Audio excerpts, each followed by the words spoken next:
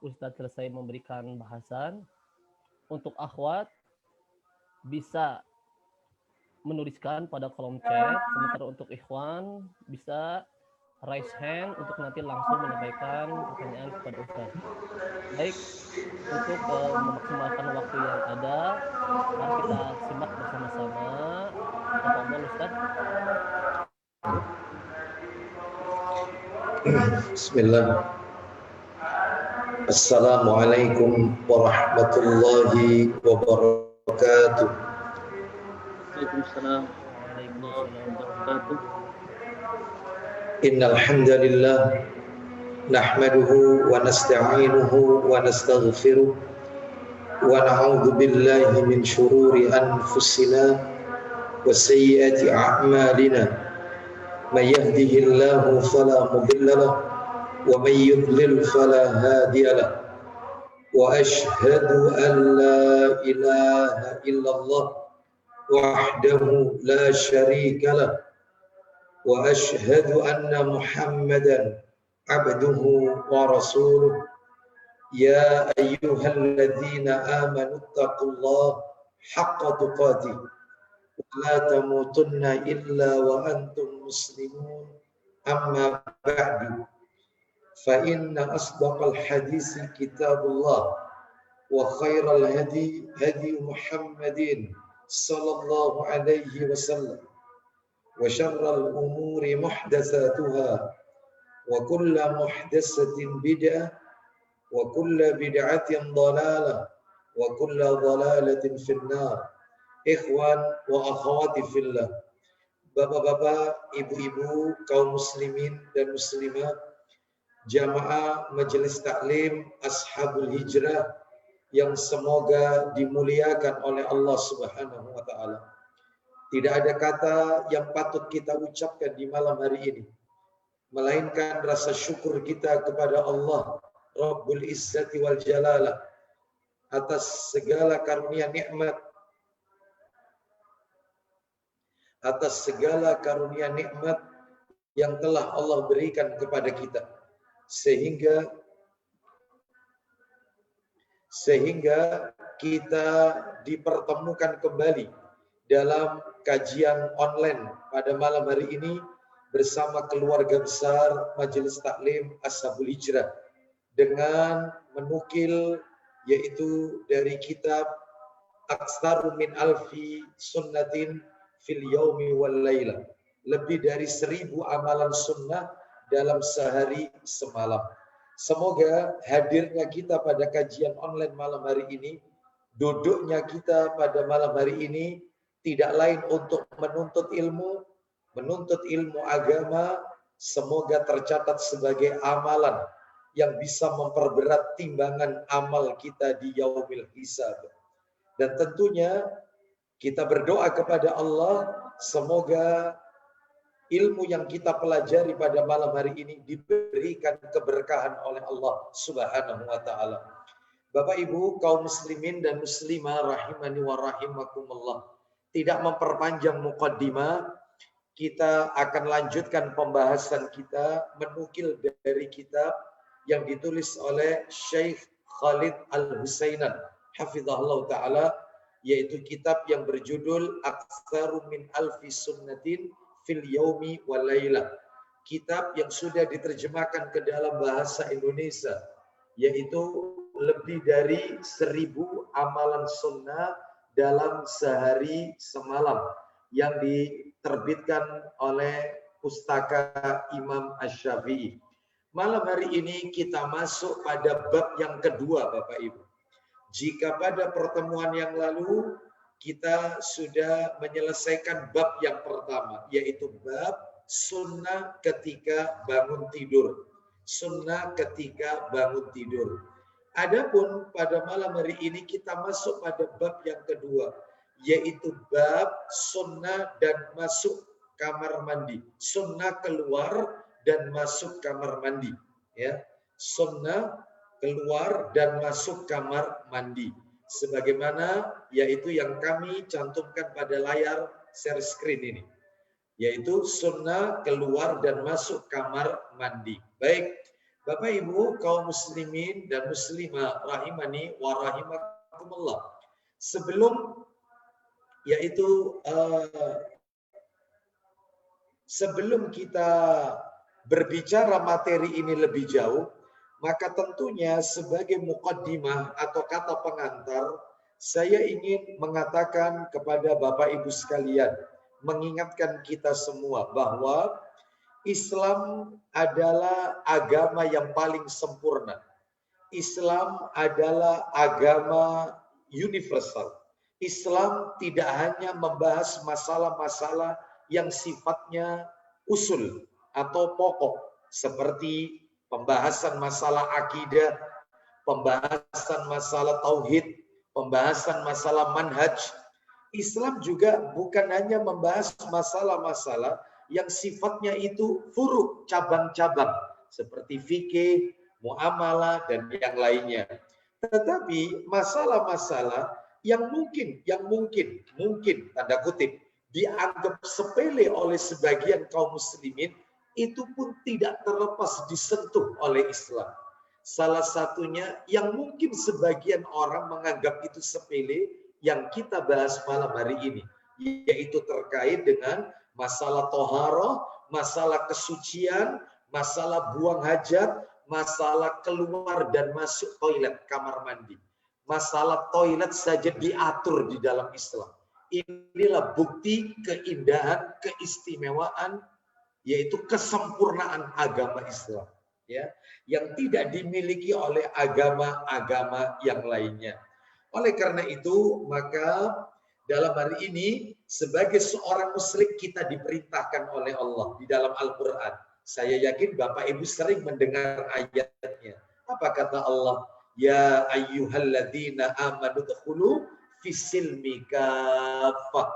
Hai orang-orang yang beriman, masuklah kalian ke dalam agama Islam keseluruhan, totalitas.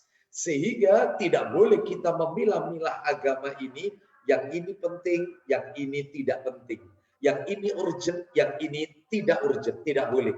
Semua yang diajarkan oleh Allah dan Rasul Sallallahu Alaihi Wasallam di dalam Al-Quran maupun sunnah-sunnah Nabi harus kita pelajari. Salah satunya malam hari ini, sunnah keluar dan masuk kamar mandi. Baik, Bapak Ibu kaum muslimin dan muslimah rahimani wa rahimakumullah. Jika kita menukil pada buku ini Bapak Ibu, buku yang ada di tangan saya ini kitab rujukannya ya, kitab panduan kita, itu ternyata hanya disebutkan 3 saja Bapak Ibu. Jadi sunnah keluar dan masuk kamar mandi di dalam buku ini hanya disebut 3 saja. Yang pertama, masuk kamar mandi dengan kaki kiri, keluarnya dengan kaki kanan. Yang kedua, masuk kamar mandi sebelumnya membaca doa, Allahumma inni a'udzubika minal khubusi wal khaba'is. Yang ketiga, keluar kamar mandi membaca doa, ghufronaka. Hanya itu. Padahal Bapak Ibu sekalian, kalau kita lihat yaitu dalam kitab-kitab yang lain, referensi-referensi kitab yang lain, ternyata untuk masuk ke toilet saja, kamar mandi, keluar dan masuk kamar mandi, Nabi mengajarkan kepada kita 13 poin Bapak Ibu. 13 poin. Ya. Sehingga sebagaimana yang saya sampaikan di awal-awal di Majelis Taklim Ashabul Hijrah, bahwasanya saya tidak hanya merujuk pada buku ini saja, tidak. Tetapi saya juga menukil pada kitab-kitab yang lain untuk menambah referensi ilmu, ya, yaitu perbendaharaan ilmu kita, ya. Baik, sekarang kita masuk, saya akan cantumkan pada share screen layar ya. Kita lihat. Nah, kita langsung masuk saja. Di sini Bapak Ibu saya hanya cantumkan poin-poinnya saja tanpa kami sertakan dalil. Makanya nanti Bapak Ibu entah setelah mencatat diberikan dalil ya, atau nanti kalau misalnya catatannya tertinggal, insya Allah kami akan share materi ini melalui bentuk PDF ya. Nanti bisa dibagikan. Baik, kita masuk saja yang nomor 1 Bapak Ibu sekalian. menutup dan menjauhkan dari penglihatan orang lain. Masya Allah. Bapak Ibu, Rasul itu kalau mau buang hajat, beliau itu harus berjalan jauh sampai tidak ada satupun sahabat Nabi yang mengetahui beliau. Jadi menutup dan menjauhkan diri dari penglihatan orang. Bukan yaitu dilihat oleh orang, bukan, ya. Bukan, tetapi menutup diri, ya. Dan bahkan menjauhkan diri. Maklum waktu itu Bapak Ibu, yaitu dalam sejarah, yaitu tidak kita dapatkan kamar mandi itu di dalam rumah Bapak Ibu sekalian. Sehingga kamar mandi itu di luar rumah. Ya, sehingga mereka kalau buang hajat harus keluar rumah. Makanya Nabi kalau buang hajat, beliau menjauhkan diri dari penglihatan orang lain serta menutup rapat tempat buang hajat tersebut. Sehingga tidak ada satupun sahabat yang melihat. Beda dengan kondisi zaman sekarang. Sebelum dalilnya saya sampaikan ini. Beda dengan kondisi yang terjadi saat ini. Di mana orang buang hajat di jalan, ya mereka tidak harus berhenti di rest area, tempat-tempat yaitu toilet yang sudah disediakan, tapi mereka buang hajat di pinggir jalan dan seterusnya. Nah, sehingga auratnya terlihat, tersingkap oleh lalu lalangnya orang dan seterusnya. Maka yang seperti ini, maaf, tidak menjaga sunnah Nabi untuk menutup dan menjauhkan dari penglihatan orang lain. Ya, baik, mana dalilnya? Kita lihat dalilnya, silakan bisa dibuka, dibantu. Dalilnya Abu Dawud, lebih banyak dalam Abu Dawud ini jilid 1. Sunan Abu Dawud nomornya nomor 2. Hadis Abu Dawud nomornya nomor 2. Setelah dibuka jangan ditutup ya, karena nomornya berdekatan nanti. Baik, saya bacakan, siap terjemahannya Abu Dawud nomor 2 dalam Sunan Abu Dawud. An Jabir ibni Abdillah radhiyallahu an qala anna Nabiyya sallallahu alaihi wasallam kana idza aradal baraza intalaqa hatta la yarahu ahadun. Silakan. Silakan. Bapak Wildan. Baca.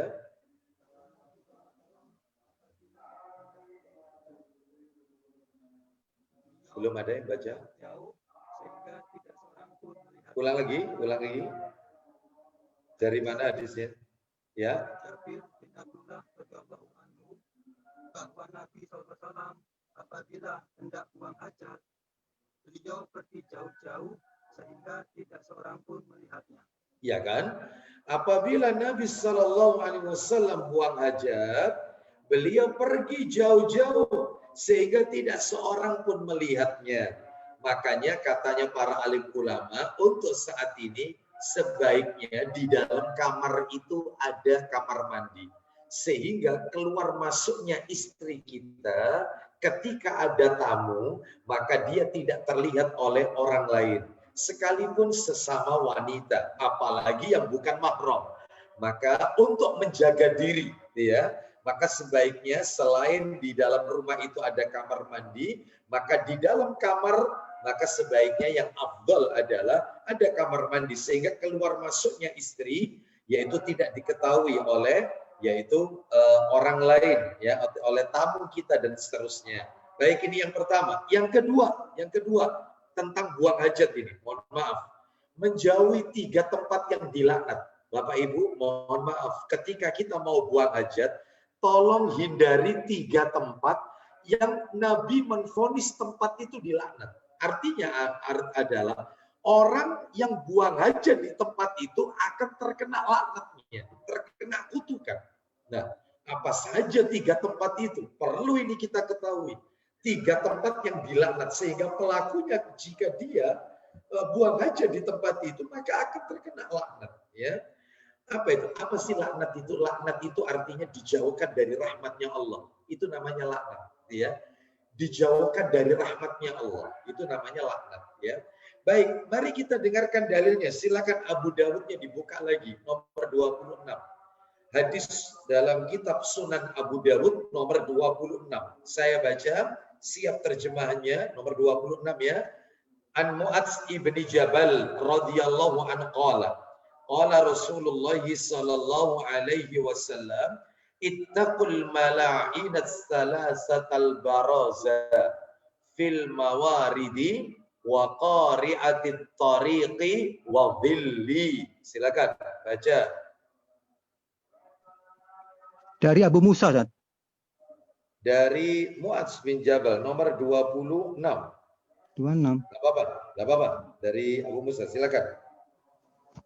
Dari Abu Musa Al-Asy'ari radhiyallahu anhu, beliau berkata, Ya, silakan. kami pernah menghadap Rasulullah SAW untuk membawakan barang bawaan beliau. Sebentar, Lalu nomor saya berapa melihat itu nomor berapa yang dibaca? nomor 26, Ustaz. Nomor 26. Kitab apa yang dibaca? Abu Dawud. Saya baca Abu Dawud ini dari Mu'adz bin Jabal. Ya, nomor 26 ya. Ini ya Abu Dawud. Nomor 26 dari Mu'adz bin Jabal radhiyallahu an. Salah mungkin kitabnya.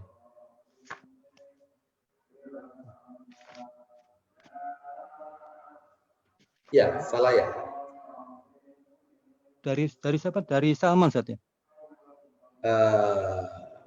Bukan. Kitabnya kitab apa itu yang dibaca? Abu Dawud. Gimana Abu Dawudnya? Yang Abu seperti Dawud buku 1. Ya, jilid 1. Iya. Apa seperti punya saya begini? Warnanya coklat? Iya, Ustaz, coklat. Coba videonya Ya, nomor Pak Wildan 26. mungkin bisa di itu. Silakan. Hadis nomor 26, bukan halaman 26 ya. Iya, nomor 26. Ya, nomor 26. Silakan dibaca. Iya, benar, Ustaz, 26, Ustaz. Iya. Di sini tercantum dari Mu'adz bin Jabal radhiyallahu an, dia berkata. Silakan. Oh ya. Dari Mu'ad. Tadi yang dibaca nomor berapa berarti? Dari Mu'ad nomor 48, Ustaz.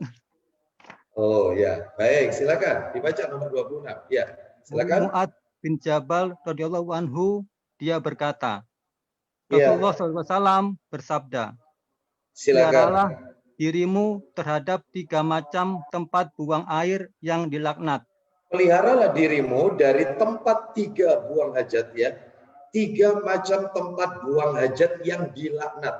Ya, silakan. Apa saja itu? 1. Yaitu buang air besar di sumber-sumber air. Ya, buang hajat di tempat sumber-sumber air tidak boleh. Di kolam pemandian, ya, sumber air tidak boleh. Kecuali kalau air itu mengalir. Tetapi kalau air itu tetap tidak mengalir, maka itu tidak diperbolehkan. Ya, kolam renang, ya seperti itu nggak boleh. Ini tempat-tempat yang dilarang. Sehingga pelakunya kalau buang hajat di situ, maka dia mendapatkan laknat. Ya, 1. Nomor 2, silakan. Di tengah jalan. Bukan di tengah jalan itu maksudnya, di pinggir jalan, ya. Di pinggir jalan. Ya, sehingga diketahui oleh lalu lalangnya orang, ya. Sebagaimana kalau kita seringkali bepergian, banyak itu mobil berhenti di pinggir jalan, ternyata mereka buang hajat. Nah, ini nggak boleh sebenarnya itu. Terus lanjut, yang ketiga, dan di tempat orang-orang bernaung atau berteduh. Dan di tempat orang-orang bernaung atau berteduh. Misalnya tempat-tempat berteduh ini adalah tempat-tempat di mana orang itu biasa berteduh di situ. Berteduh dari terik matahari dan berteduh dari tetesan air hujan. Ternyata ada seseorang yang buang hajat di tempat yang sering digunakan oleh orang berteduh. Maka orang ini mendapatkan ancaman laknat, murka dari Allah, ya, Subhanahu wa taala. Maka ini tidak diperbolehkan, ya. Maka dihindari tempat-tempat ini. Silakan, yaitu kita lanjutkan yang nomor 3. Sebelum masuk yang nomor 3, Bapak Ibu, mungkin Bapak Ibu bertanya dalam hati, kenapa Ustadz kok dilaknat? Alasannya kenapa? Apa hanya karena buang hajat terus kemudian kok dilaknat? Jawabannya Bapak Ibu, katanya para ulama, mengapa diancam laknat? Karena mengganggu atau menyakiti kaum mukminin. Saudara kita yang lain, karena baunya, karena najis yang sudah dikeluarkan di tempat itu sehingga membuat orang itu jijik, ya, maka itu nggak boleh. Ada dalilnya Pak Ustadz, menyakiti orang beriman itu itu hukumnya dosa besar. Ada. Silakan siapa yang buka Al-Quran, tolong dibuka dalilnya Al-Quran. Tidak boleh menyakiti orang mukmin, tidak boleh menyakiti orang muslim. Tolong dibuka surat Al-Ahzab, surat 33. Al-Ahzab, Al-Quran dibuka Al-Ahzab ayat 58. Ayo, Al-Ahzab ayat 58. Allah berfirman, "Walladzina yu'dunal mu'minina wal mu'minat bighairi maktasabu faqad ihtamalu buhtanan wa isman mubina." Silakan baca artinya. Ayat 58. Ayo. Surat Al-Ahzab 58. Baca. Dan orang-orang yang menyakiti orang mukmin, Terus. laki dan perempuan, Nah, mukmin laki-laki dan mukmin perempuan, terus tanpa ada kesalahan yang mereka perbuat, mereka tidak berbuat salah tapi disakiti, maka sungguh mereka telah memikul kebohongan dan dosa yang nyata. dosanya besar, Bapak Ibu sekalian. Ya, makanya tidak boleh, katanya para alim ulama sebagaimana disebutkan dalam tafsir Ibnu Katsir ketika mengomentari ayat ini, yang dimaksud dalam ayat ini menyakiti orang-orang mukmin, orang-orang Syiah. Orang-orang Syiah Rafidhah di mana mereka menyakiti para sahabat-sahabat Nabi. Orang mukmin yang dimaksud dalam ayat ini sahabat-sahabat Nabi. Mereka mencela istri-istri Nabi dan seterusnya. Tetapi ulama yang lain menafsirkan ayat ini bentuknya umum, bukan hanya sahabat. Jadi mereka yang menyakiti orang-orang yang beriman tanpa kesalahan yang mereka lakukan. Entah itu menyakiti fisiknya, ingin hendak membunuhnya, ya, atau misalnya lagi mengolok-oloknya, mencaci makinya, tidak membayar hutangnya, ya. Terus misalnya apalagi di antaranya mengganggu jalan-jalan mereka sehingga akses jalan mereka terputus, mereka tidak bisa melanjutkan perjalanan. Nah, menyakiti orang mukmin tanpa kesalahan yang mereka lakukan, termasuk buang hajat di tempat-tempat yang biasa dipakai oleh orang berteduh, itu sama dengan menyakiti saudara-saudara kita. Baunya, yaitu najisnya, dan seterusnya. Maka dosa. Makanya ini dapat ancaman laknat. Lanjut nomor 3 sekarang. Nomor 3, tidak membawa sesuatu yang bertuliskan nama Allah. Seperti contohnya ya, cincin yang berukir nama Allah. Boleh. Ya, misalnya jangan cincin. Mohon maaf ini, mohon maaf ya. Misalnya, mohon maaf ya, sekali lagi saya minta maaf ini. Beberapa waktu yang lalu saya nggak sebut acaranya. Saya pernah menjumpai seorang pemuda, dia memakai kaosnya itu bertuliskan La ilaha illallah Muhammad Rasulullah. Kaosnya itu. Masuk toilet ceritanya. Saya sampaikan, Mas, panjenengan masuk toilet. Panjenengan memakai baju bertuliskan lafaz kalimat tauhid. La ilaha illallah Muhammad Rasulullah. Lengkap lagi dengan artinya. Itu tidak boleh loh. Membawa masuk nama-nama Allah ke dalam tempat buang hajat seperti ini. Diam dia. Ya. Katanya membela syiar Islam. Tapi dia sendiri meruntuhkan syiar Islam. Ya. Tidak menghormati nama Allah. Ya. Dan ini adalah bentuk penghinaan, pelecehan atas nama-nama Allah. Nggak boleh. Contoh lagi, handphonenya. Handphone. Dia bawa handphone ke kamar mandi. Ternyata, maaf ini, wallpapernya, yaitu wallpapernya adalah Allah Muhammad. Ya, wallpapernya Allah Muhammad. Ya. Masuk. Maka ini tidak boleh. Nah terus gimana caranya? Kalau misalnya wallpaper HP saya itu ada tulisan Allah Muhammad, atau bertuliskan yaitu nama Allah, atau syahadat, atau apapun, atau justru mungkin gambar Ka'bah dan seterusnya, masukkan saja ke dalam tas, atau masukkan saja ke dalam saku, termasuk yaitu tadi cincin yang bertuliskan lafaz Muhammad misalnya, atau misalnya bagi ibu-ibu yang memakai kalung yang dimana kalungnya itu ada bertuliskan nama Allah dan seterusnya, atau gelang dan seterusnya, maka masukkan saja atau taruh di luar, titipkan. Itu jauh lebih aman. Ya, baik. Jadi dalam hal misalnya peci, pakai peci nih, pakai peci. Ternyata pecinya di sini itu bertuliskan la ilaha illallah, gitu ya. Maka nggak boleh dibawa masuk, ya. Maka masukkan aja ke tas atau ke saku kita. Nah, mana dalilnya tidak boleh membawa sesuatu yang bertuliskan nama Allah? Ayo silakan dibuka dalilnya. Bapak Ibu bisa lihat di sini, ya. Nah, ini di catatan kaki nomor 1 ini ya. Saya tulis di sini catatan kaki nomor 1, saya tarik ke bawah ini. Nah, ini di dalam Sahih Fikih Sunnah Lengkap yang ditulis oleh Syekh Abu Malik Kamal bin As-Sayyid Salim, juz yang pertama halaman 139. Ya, di situ dicantumkan. Bahkan Bapak Ibu sekalian, mohon maaf kalau Bapak Ibu pernah mendengar riwayat, ya. Kalau pernah mendengar riwayat bahwasanya Nabi jika masuk ke tempat buang hajat, beliau meletakkan cincinnya yang bertuliskan lafaz Muhammad Rasulullah itu lebih dahulu, maka ini riwayatnya adalah mungkar. Kata Syekh Albani rahimahullah, mungkar ini riwayatnya. Ya. Adapun jika cincin atau barang lainnya yang bertuliskan nama Allah tersebut itu tertutupi oleh sesuatu seperti diletakkan di dalam kantong atau digenggam dengan tangan, ya, maka hal itu diperbolehkan, ya. Baik, atau yang lebih afdal yaitu diletakkan di luar jika tidak khawatir hilang, ya.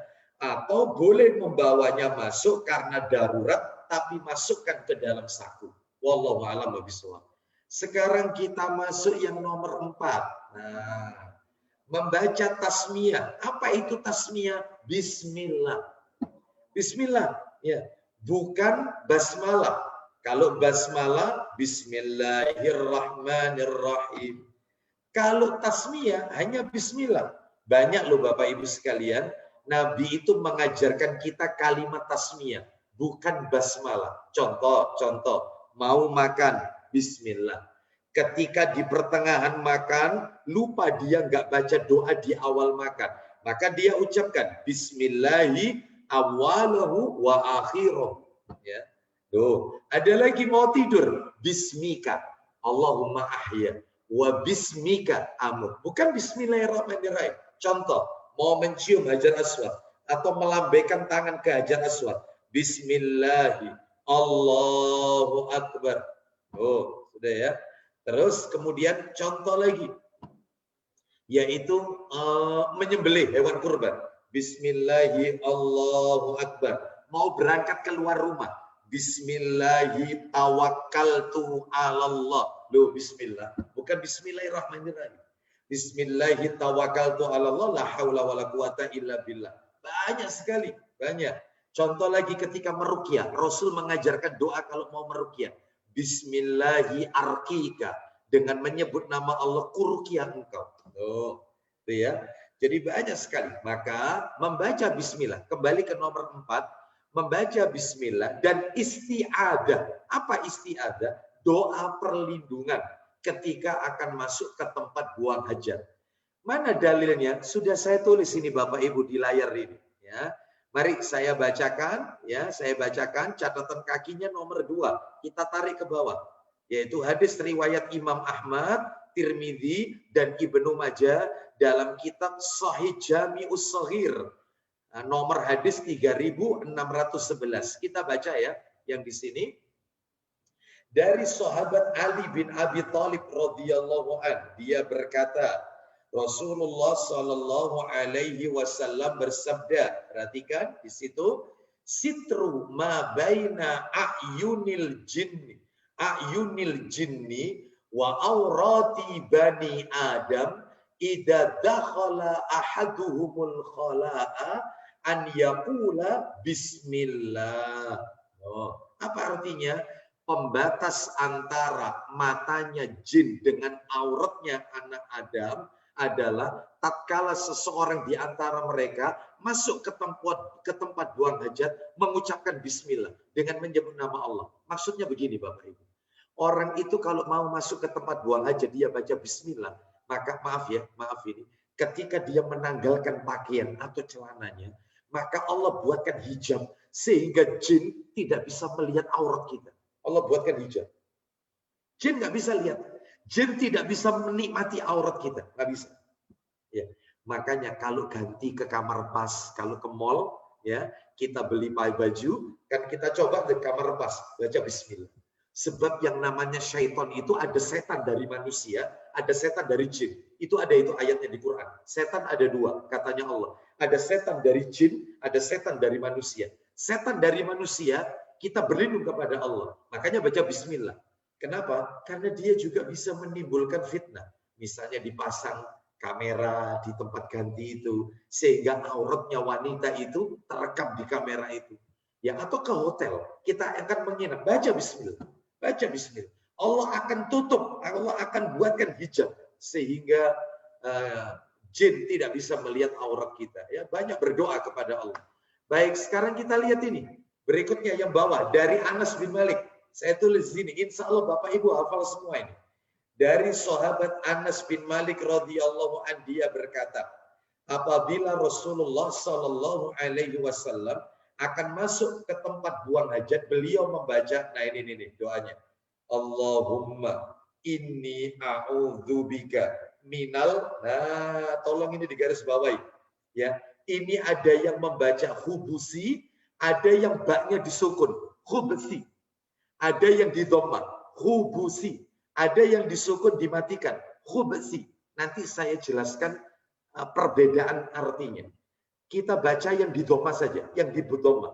Saya ulang. Allahumma inni a'udzubika minal hubusi. Baknya didhamma. Wal khaba'is. Artinya, ya Allah, aku berlindung kepadamu dari keburukan setan laki dan setan perempuan. Berarti ada jenis laki, ada jenis perempuan. Yang menarik itu Bapak Ibu, kalau baknya itu disukun. Saya sarankan menurut para ulama sebaiknya dimatikan aja Pak. Jangan didhamma. Artinya beda. Bagaimana itu? Jadi bunyinya begini. Kalau baknya itu disukun.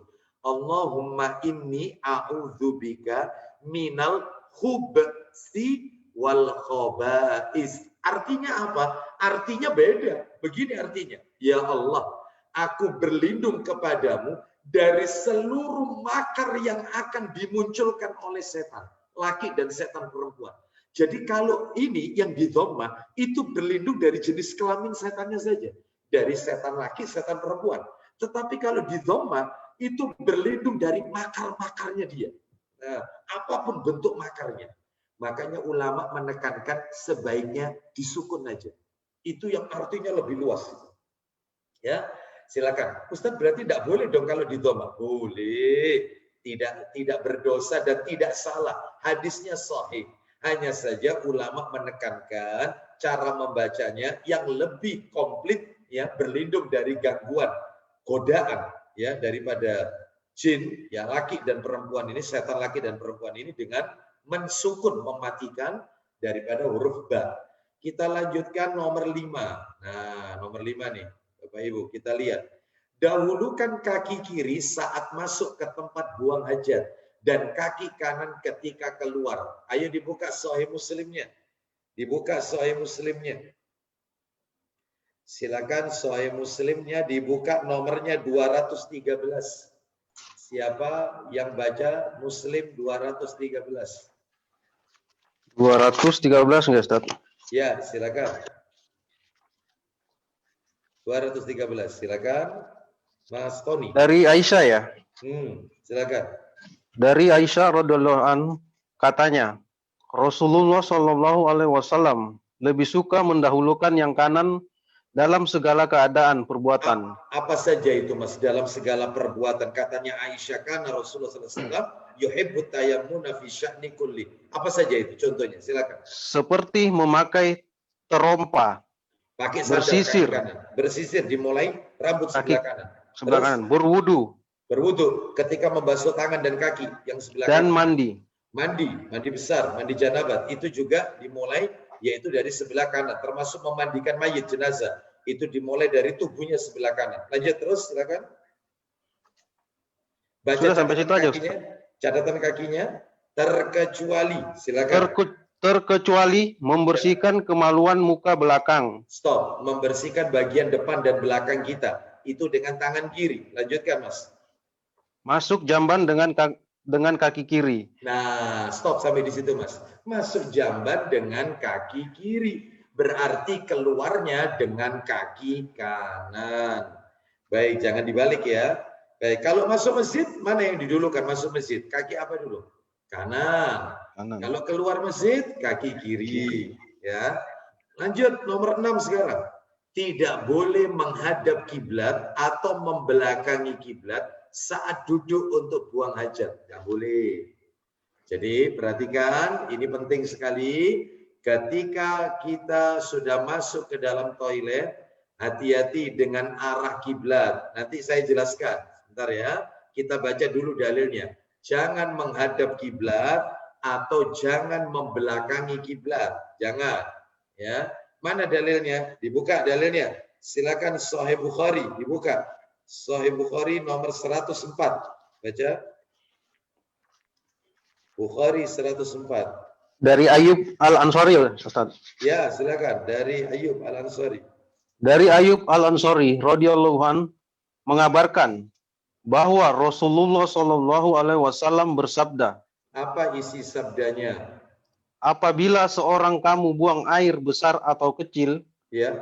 janganlah menghadap atau membelakangi kiblat. Stop. Jadi kalau kalian buang hajat jangan menghadap kiblat atau membelakangi kiblat. Pelan-pelan Mas. Lalu apa solusinya dari Nabi? Menghadaplah ke timur atau ke barat. Nah, Anda mungkin bingung dengar kalimat ini. Menghadaplah ke timur atau ke barat. Loh Ustaz, kalau kita di Indonesia itu kan kiblatnya arah barat. Ya, lah terus gimana kita caranya? Maka Bapak Ibu perlu tahu. Sebentar lagi tolong dibaca Mas ya catatan kakinya. Itu katanya para ulama, Nabi mengucapkan tadi itu posisi Nabi ada di kota Madinah. Sedangkan kalau kita di Madinah, arah kiblatnya itu arah selatan Bapak Ibu.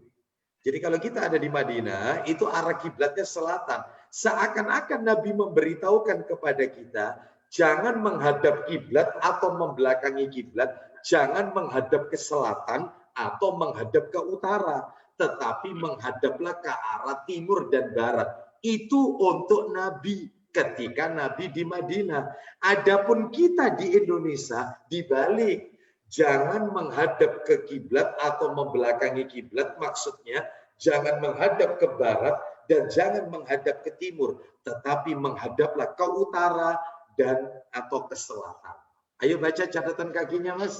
Bukharinya dibuka, silakan. Hadis ini diucapkan Nabi Shallallahu alaihi wasallam waktu beliau berada di Madinah, di mana kan? Ka'bah berada di sebelah selatan. Nah, ya kan? Lanjut teruskan. Supaya jangan menghadap atau membelakangi kiblat. Terus. Nabi menyuruh menghadap ke timur atau ke barat. Terus apa kata para ulama? Silakan. Untuk Indonesia tentu tidak dapat menghadap ke timur atau ke barat. Lanjut, karena silakan. Ka'bah berada di sebelah barat Indonesia. Nah, maka menghadap tetapi harus menghadap ke utara atau ke selatan. Nah, larangan ini berlaku bagi orang yang buang air di tempat terbuka tanpa tabir. Nah, sekarang ada tambahan. Kalau kamar mandinya itu tertutup, ada hijabnya, ada temboknya, ada atapnya, artinya tertutup lah. Tertutup, ada pembatasnya. Maka boleh menghadap, boleh membelakangi. Yang tidak boleh itu kalau padang terbuka. Nah, itu nggak boleh. Itu nggak boleh ya. Dari sini Bapak Ibu sudah paham ya. Berarti yang tidak boleh itu untuk padang terbuka yang tidak ada hijab ya. Tetapi kalau ada hijabnya sekalipun itu hanya dinding pembatas dinding saja ya, maka dalam hal ini boleh menghadap kiblat, boleh membelakangi kiblat. Makanya Bapak Ibu yang kamar mandinya sekarang ini sudah terlanjur menghadap, maka nggak apa-apa karena tertutup tempatnya soalnya. Yang nggak boleh itu yang padang terbuka. Ya, sampai di sini bisa difahami Bapak Ibu sekalian. Namun ada komanya tapi belum kelar. Upayakan sekali lagi, upayakan tetap tidak menghadap kiblat atau tidak membelakangi kiblat meskipun tempatnya tertutup. Kenapa? Tak tunjukkan dalilnya. Silakan dibuka Sahih Targhib wa Tarhib jilid 1. Ayo dibuka kitab Sahih Targhib wa Tarhib jilid 1. Hadisnya yaitu nomor 151. Siapa baca? Sahih Targhib jilid 1, nomor hadis 151. Silakan baca. Dari Abu Hurairah radhiyallahu anhu, ia berkata, Ya, Rasulullah SAW bersabda, apa isi sabdanya? Ya, barang siapa tidak menghadap kiblat dan tidak membelakanginya pada saat buang hajat, ya. maka ditulis satu kebaikan untuknya dan dihapus darinya satu keburukan. Baik, ulang lagi Bapak kalimatnya, jangan dipotong terlalu lama. Silakan. Barang siapa? Barang siapa tidak menghadap kiblat dan tidak membelakanginya pada saat buang hajat, Saya ulang ya. Barang siapa tidak menghadap kiblat dan tidak membelakanginya pada saat buang hajat, ya, maka lanjut. maka ditulis satu kebaikan untuknya dan dihapus darinya satu keburukan. Tuh, satu dosanya dihapus, ya, diberi satu pahala. Bayangkan kita ke toilet sehari berapa kali. Upayakan jangan menghadap kiblat dan membelakangi. Sekalipun boleh karena tempatnya tertutup. Kenapa? Kita dapat fadilah, dapat keutamaan, ya, dapat ganjaran kita. Sekarang kita lanjutkan yang nomor 7. Ya, nomor 7. Tidak boleh berkata-kata alias bercakap-cakap. Boleh. Ya. Ada nggak, saya mau tanya, penyanyi kamar mandi ada nggak? Di kamar mandi menyanyi, ya. Bahkan HP-an ya, ngobrol gitu ya di kamar mandi. Ya. Nggak boleh, di kamar mandi itu nggak boleh berlama-lama. Nggak boleh. Tidak boleh berlama-lama di dalam kamar mandi. Kenapa? Karena kamar mandi toilet ini adalah, yaitu tempat yang disukai oleh syaitan. Sehingga kita tidak boleh berlama-lama. Ya kalau ingin berlama-lama itu di masjid. Berlama-lama lah di masjid. Itu tempat yang disukai oleh Allah, masjid. Dan dibenci oleh syaitan. Sebaliknya, pasar, toilet, ini adalah tempat yang disukai oleh syaitan. Dan dibenci oleh Allah. Maka jangan berlama-lama. Nah, ya. Jangan menyanyi. Kecuali kalau berkata-katanya itu memang ada kebutuhan. Misalnya meminta istrinya untuk mengambilkan sesuatu handuk atau apa, hanya sepintas saja sekedarnya, nggak apa-apa. Tapi kalau kemudian ngobrol, terima telepon, bahkan menyanyi, ini nggak boleh, ya. Mana dalilnya? Silakan bisa dibuka Abu Dawud nomor 16 dan 17. Abu Dawud nomor 16 dan 17. Ayo dibaca. Abu Dawud jilid 1 nomor 16 dari Ibnu Umar. Ya. Dari Ibnu Umar radhiyallahu anhu, dia berkata, silakan Bapak. Suatu ketika ada seorang laki-laki melewati Nabi SAW. Ya, silakan. Yang sedang buang air kecil. Terus. Kemudian dia memberi salam. Terus? Namun beliau SAW tidak menjawabnya. Nah, Nabi pada saat itu buang hajat. Ya, orang itu nyampaikan salam, Nabi nggak jawab. Makanya kita kalau pas dia di kamar mandi, anak kita mau berangkat ke sekolah, berpamitan, Assalamualaikum, maka jangan dijawab dulu.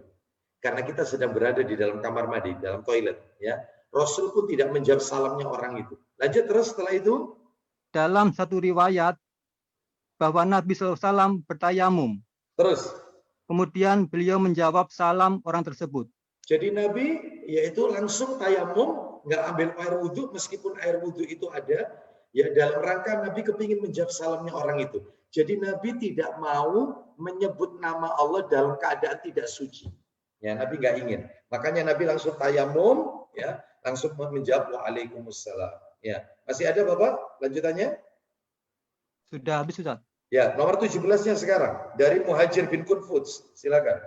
Dari Muhajir bin Kunfuts, bahwa dia pernah mendatangi Nabi SAW. Ya, lanjut. Ketika beliau SAW sedang buang air kecil. Terus. Lalu dia memberi salam kepadanya. Terus. Namun beliau SAW tidak menjawabnya. Nah, tidak menjawab salam itu ya. Terus lanjut. Sehingga selesai berwudu. Ya. Kemudian beliau SAW minta maaf. Seraya Nabi bersabda, minta maaf kepada orang itu. Kenapa? Apa jawaban Nabi? Sesungguhnya saya tidak suka menyebut nama Allah Azza wa Jalla kecuali dalam keadaan suci. Nah, kecuali dalam keadaan suci. Terus kan? Maka sekarang? Sudah. Sudah selesai ya? Maka lalu Nabi menjawab salamnya orang tersebut, ya. Artinya tidak boleh berkata-kata. Menjawab salam aja tidak boleh, apalagi yang lainnya, ya. Baik. Apalagi menyebut nama Allah. Menjawab salam itu hukumnya wajib. Sedangkan berkata-kata, apalagi menyebut nama Allah ketika buang hajat itu haram, ya. Maka tetap tidak diperbolehkan kecuali jika ada kepentingan, meminta air dan seterusnya, maka itu boleh, ya. Ini kata para ulama. Nomor 8 sekarang. Yang bawah ini nomor 8, tidak buang air kecil di air yang tidak mengalir, nggak boleh. Tidak boleh buang air kecil di tempat yang tenang. Yang air itu tidak berjalan, air itu tidak mengalir. Ini nggak boleh. Mana dalilnya? Dalilnya silakan bisa dibuka, Sahih Muslim nomornya 227 sampai 229. Ayo dibuka, Sahih Muslim 227 sampai 229. Ya, silakan. Siapa baca Sahih Muslim? 227 dari Jabir ya, Ustaz. Baik, silakan. 227. Ya, dari Jabir, silakan. Dari Jabir radhiyallahu anhu, dari Rasulullah Shallallahu alaihi wasallam. Ya, silakan. Dia melarang orang kencing di air tenang. Nah, nggak boleh. 228 dari Abu Hurairah, lanjut. Dari Abu Hurairah radhiyallahu anhu. Ya. Katanya Nabi Shallallahu alaihi wasallam bersabda, La yabulanna ahadukum fil ma'id daimi summa yaghtasilu minhu. Silakan. jangan kamu kencing di air tenang, Terus. di mana kamu mandi pula di situ. Nggak boleh. Terakhir 229 dari Abu Hurairah lagi. Dari Abu Hurairah radhiyallahu anhu, katanya Rasulullah Shallallahu alaihi wasallam bersabda, Silakan. janganlah kamu kencing di air tenang yang tidak mengalir, di mana kamu mandi pula di situ. Nah, ini nggak boleh, ya, nggak boleh. Tuh. Baik, kita lanjutkan. Ya, kita lanjutkan. Yaitu yang nomor 9, tidak buang air kecil di tempat pemandian. Nggak boleh. Buang air kecil di tempat pemandian. Yang di situ banyak orang juga mandi di situ, kolam renang, ya, pemandian, ya. Nah, ini nggak boleh, ya. Mana dalilnya? Abu Dawud nomor 27. Baca. Abu Dawud nomor 27 dari Abdullah bin Mughaffal radhiyallahu an. Silakan. Dari Abdullah bin Mughaffal. Dari Abdullah bin Mughaffal radhiyallahu anhu. Iya. Dia berkata, Rasulullah SAW bersabda, La yabulanna ahadukum fil mustahammihi thumma yaghtasilu fihi. Qala Ahmad thumma yatawaddau fihi fa inna ammatal waswasi minhu. Silakan. janganlah seseorang di antara kalian buang air kecil di tempat pemandiannya. Stop sampai situ aja, ya. Nggak boleh buang air kecil ya di tempat pemandian, kemudian dia mandi juga di tempat itu, nggak boleh, ya. Baik, sekarang kita lanjutkan nomor 10. Nah, singkat-singkat aja, nomor 10, yaitu mencari tempat yang lunak. Nah, ini tolong diperhatikan ini, terutama untuk bapak-bapak ini. Ini penting ini. Mencari tempat yang lunak ketika buang air kecil dan menghindari tempat yang padat sebagai bentuk kehati-hatian dari percikan najis. Jadi begini Bapak Ibu, ketika ditanya mana yang lebih afdol, laki-laki itu kencing sambil berdiri ataukah kencing sambil jongkok? Maaf ya, karena ini materi harus dibahas. Mohon maaf ini sebelumnya. Mana yang lebih utama? Maka katanya para ulama dilihat kalau permukaannya itu keras seperti keramik, ya, dan seterusnya, maka dalam hal ini jongkok lebih afdol untuk laki-laki karena menghindari percikan. Kalau kena di celananya, maka dia membawa najis. Kalau dipakai sholat nggak bisa ini, nggak sah. Maka sebaiknya jongkok. Tapi kalau tempat alasnya itu lunak seperti tanah, ada rerumputan, ada tumpukan tanah atau apa, lunak tempatnya ini, ya, atau lantainya tanah, maka dalam ini boleh berdiri. Boleh. Ustadz, saya kebiasaan, ada yang tanya ini kemarin. Saya kebiasaan kalau pipis, buang air kecil, itu berdiri. Padahal permukaannya ini keras, seperti keramik dan yang lain, porselen dan sebagainya lah. Keras bagaimana? Nggak apa-apa sebenarnya, hanya saja dikhawatirkan terkena percikannya, maka hindari. Ya, oleh karena itu, maka sebaiknya dalam hal ini jongkok. Tapi kalau nggak bisa, maka boleh sambil berdiri, asalkan menjaga. jangan sampai terkena percikan daripada najis tersebut ke pakaian kita. Ini untuk laki-laki ya. Baik. Mana dalilnya untuk yang nomor 10 ini? Ini dalilnya nomor 10 ini adalah fatwa para ulama ya di dalam kitab Shahih Fiqh Sunnah ya. Nomor 11 sekarang. Nah, nomor 11. Menjaga adab-adab istinja. Istinja itu bersuci pakai air. Bersuci pakai air ya. Tapi kalau istijmar atau istijmar, apa istijmar? Menghilangkan sesuatu yang keluar dari dua lubang, mohon maaf ini kubul atau dubur, seperti air seni, madi, dan tinja, itu dengan menggunakan selain air, yaitu batu, kertas, kain, kayu, dan lainnya. Itu namanya istijmar, selain air. Ya, baik, maka bagaimana adabnya? Ada 3 ini, ketika kita membersihkan, maaf ya, farji kita, kemaluan kita, maaf ya. Nomor yang pertama adabnya, hendaknya tidak dengan tangan kanan, nggak boleh. Mencucinya pakai tangan kanan nggak boleh. Mencucinya harus dengan tangan kiri. Maaf, mencuci kemaluan kita dengan tangan kiri. Nggak boleh dengan tangan kanan. Kecuali kalau tangan kanannya terkondisikan, udzur, yang sakit dan seterusnya. Sehingga atau tangan kirinya udzur maksud saya, maka boleh dengan tangan kanan. Tapi kalau tidak, maka tangan kiri. Ya. Mana dalilnya? Silakan untuk yang A ini 11A ini kita kasih dalil yang 11A itu. Silakan dibuka Sahih Muslim nomor 211. Dibuka Muslim nomor 211. Silakan. Dari Abdullah bin Abu Qatadah. Hukumnya makruh ini ya, kalau dengan tangan kanan. Hukumnya makruh, dibenci hukumnya. Karena apa? Karena untuk memuliakan tangan kanan. Ya. Maka tangan kiri aja kalau dipakai untuk buang hajat itu. Kiri. Ayo dibaca 211 dari Abdullah bin Abi Qatadah. Silakan.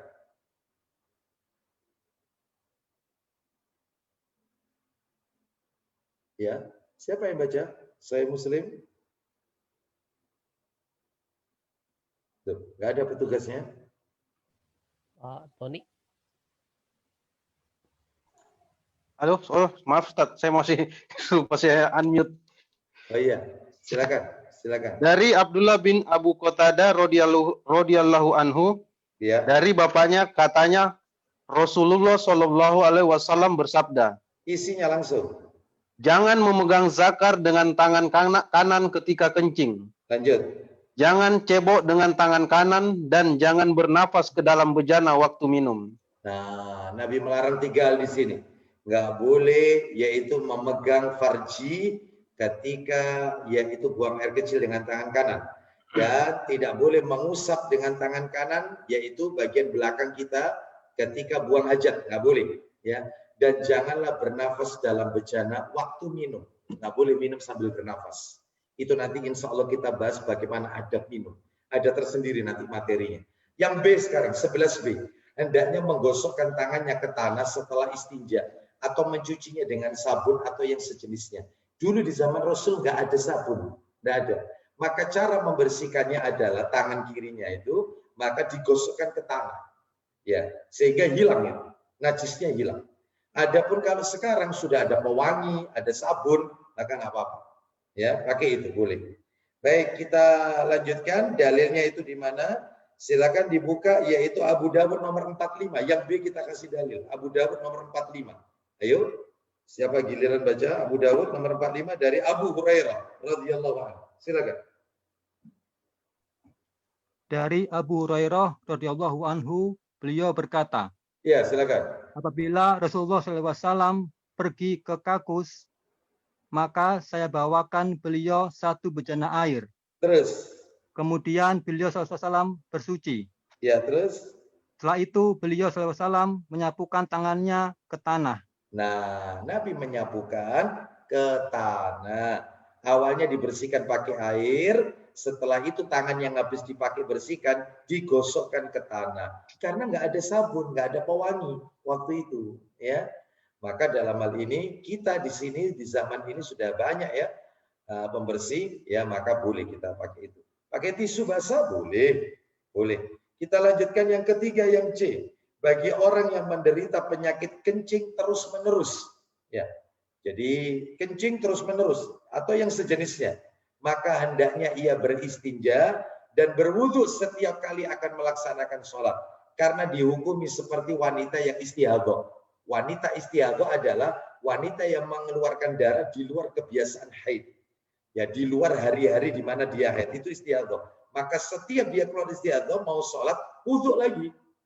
Wudhu dibersihkan. Begitu juga orang yang, maaf ya, beser, selalu kencing. Ustadz, kalau begini Ustadz, kalau ada orang yang pakai alat bantu kencing, alias kateter, bagaimana ketika dia wudhunya Ustadz? Dia sendiri bawa kantong kencing.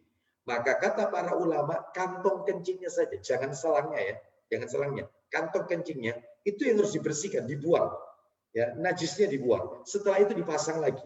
Kantongnya ya, kantongnya ini bukan selangnya, kantongnya. Maka ketika dia takbiratul ihram itu dalam keadaan kantong itu bersih. Perkara nanti di pertengahan sholat, ternyata dia mengeluarkan najis, kencing tanpa dia sadari, maka sholatnya dianggap sah. Tidak perlu diulangi lagi. Kenapa? Karena dia dari awal sudah bersuci, membersihkan najis. Inilah keindahan Islam. Jadi Islam itu agama yang indah, tidak menyusahkan. Begitu juga orang yang pakai pampers. Maka sebelum sholat, sebelum takbiratul ihram, pampersnya harus bersih dari najis. Jangan sampai ada noda. Harus bersih. Perkara nanti di pertengahan sholat, ternyata pampersnya ada najisnya. Rupanya dia buang hajat. Yaitu ketika sholatnya. Sah. Fattaqullaha mastata'tum. Bertakwalah kepada Allah sesuai dengan kemampuannya. Nah, itu ya. Baik. Kita lanjutkan nomor 12. Nomor 12. Membaca ghufranaka. Yang artinya kami mengharap ampunanmu ketika keluar dari tempat buang hajat. Kami mengharap ampunanmu. Nah, seperti ini ya. Jadi kalau keluar membaca, kalau mau masuk tadi Allahumma inni a'udzubika minal khubuthi wal khaba'is. Kalau keluar kaki kanan ghufranaka. Artinya kami mengharap ampunanmu. Dalilnya mana? Saya tulis itu catatan kaki nomor 5. Lah ini Abu Dawud nomor 30. Di sini sudah saya tulis. Langsung saja terakhir penutup. Menurut pendapat yang kuat, pendapat yang argumentatif, yang rojih dalam bahasa Arab, bahwa laki-laki boleh kencing sambil berdiri dan hukumnya tidak makruh selama bisa menjaga dari percikan air kencing dan aman dari pandangan orang lain. Sah. Wallahu a'lam wa bissawab. Baik, demikian apa yang bisa kami sampaikan materi tentang yaitu sunnah keluar masuk kamar mandi telah kita bahas secara rinci ya, yang di buku cuma 3 poin tapi kita sampai 13 poin dengan dalil-dalilnya. Baik, bagi yang tertinggal catatannya insya Allah nanti kami akan bagikan, kami share melalui bentuk PDF. Sebelum kami tutup dengan kafaratul majelis, kami akhiri dulu. Wassallallahu ala nabiyyina wa ala alihi washabihi wasallam. Kami kembalikan kepada hostnya, barangkali ada yang mau bertanya. Kalau tidak ada, saya tutup dengan kafaratul majelis. Silakan. Alhamdulillah. Jazakallah Ustaz. Bagi bapak-bapak maupun ibu, barangkali ada yang ingin menyampaikan pertanyaan berkaitan dengan bagaimana sunnah Rasul masuk dan keluar kamar mandi. Bentar saya periksa dulu. Untuk ikhwan belum ada yang raise hand. Ya. Chat juga kosong. Sudah jelas semua. Jika memang dianggap jelas, kita akan tutup saja ya. Baik. Baik, tafadhol Ustaz untuk menutup dengan doa. Baik, kita tutup kajian kita malam hari ini. Sebelumnya kita berdoa semoga Allah memberkahi ilmu yang kita dapatkan dan diberikan kita kekuatan untuk bisa mengamalkan dalam kehidupan kita sehari-hari. Amin. Dengan kafaratul majlis. Wassallallahu ala nabiyyina wa ala alihi washabihi wasallam. Subhanakallahumma wa bihamdika asyhadu an la ilaha illa anta astaghfiruka wa atubu ilaik. Wa akhiru da'wana anil hamdulillahi rabbil alamin. Assalamualaikum warahmatullahi wabarakatuh. Waalaikumsalam warahmatullahi wabarakatuh. Jazakallahu khairan Ustaz. wa jazakallah khairan. Ya. Baik, saya mohon izin untuk live ya. Terima kasih Ustaz. Wassalam. Sama-sama Pak Sutomo. Ya, mudah-mudahan selalu sehat Pak Sutomo. Amin, amin. Alhamdulillah. Ya. Baik, anak izin live. Assalamualaikum. Waalaikumsalam warahmatullahi Bapak Ibu sekalian, jazakumullahu khairan katsira. Terima kasih atas kehadirannya. Mudah-mudahan menjadi kemudahan ilmu yang disampaikan oleh Ustadz dapat kita amalkan dalam kehidupan sehari-hari. Izin meninggalkan majelis. Assalamualaikum warahmatullahi wabarakatuh. Waalaikumsalam warahmatullahi wabarakatuh.